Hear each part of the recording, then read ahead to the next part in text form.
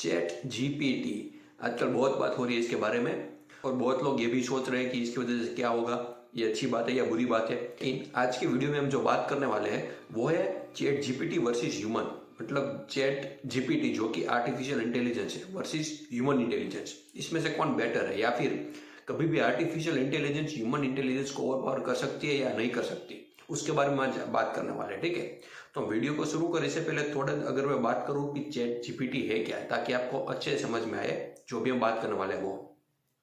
तो chat GPT क्या है, वो एक आर्टिफिशियल इंटेलिजेंस है, ठीक है, जिसको आई थिंक इलॉन मस्क और 2-3 और लोगों ने क्रिएट किया है। वो एक चैट प्लेटफॉर्म है, मतलब जैसे हम व्हाट्सएप में चैट करते हैं वैसे ही चैट जीपीटी है। लेकिन यहाँ पर डिफरेंस क्या है कि जब भी हम कुछ पूछेंगे उससे तो आपको आंसर देंगे, मतलब आप उससे कुछ भी पूछ सकते हो। फॉर एग्जाम्पल, अगर आपको किसी को स्कूल से छुट्टी चाहिए तो आप एक लीव नोट देनी पड़ती है वहां पर, तो आप उसे वो भी लिखवा सकते हो, कोई पोयम भी लिखवा सकते हो, जो भी आप चाहो, जो भी आप उनसे पूछो वो आपको आंसर देंगे। तो मतलब ये एक आर्टिफिशियल इंटेलिजेंस है और बहुत ही स्ट्रांग है। इसकी वजह से ऑब्वियसली बहुत सारी जॉब भी जाने वाली है।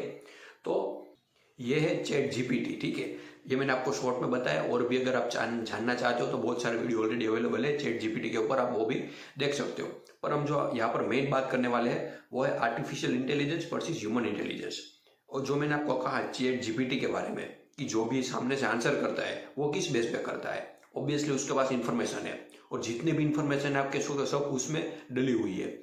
मतलब एक ह्यूमन ब्रेन में जितनी मेमोरी या फिर इंफॉर्मेशन नहीं होगी उससे कई गुना ज्यादा वहां पर है, चैट जीपीटी पर है।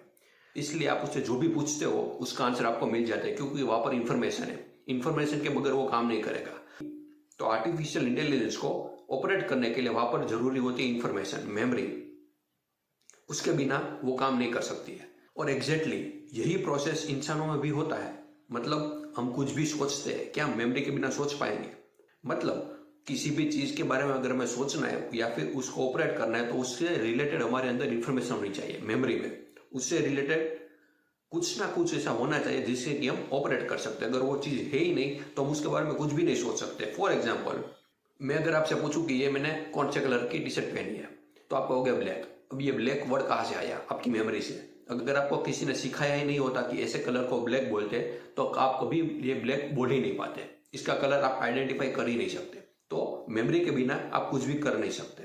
तो आर्टिफिशियल इंटेलिजेंस कह दो या फिर ह्यूमन इंटेलिजेंस कह दो, दोनों ऑपरेट होती है मेमोरी के बेस पर, इंफॉर्मेशन के बेस पर। क्या ऐसा पॉसिबल हो सकता है कभी भी कि इंफॉर्मेशन या फिर मेमोरी है ही नहीं और हम ऑपरेट कर रहे हैं?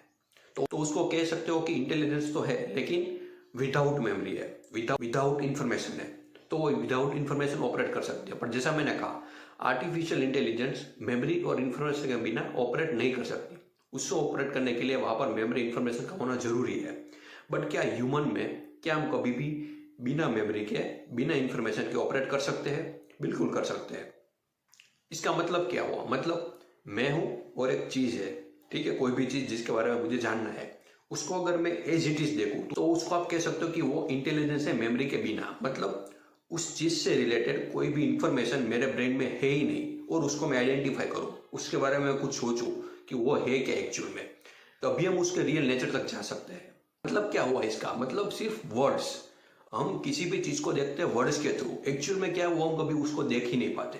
तो विदाउट मेमोरी या फिर विदाउट इंफॉर्मेशन का कहने का मतलब है कि हम इस वर्ड से फ्री हो सकते हैं, चीजों को एज इट इज देखे विदाउट अ सिंगल वर्ड।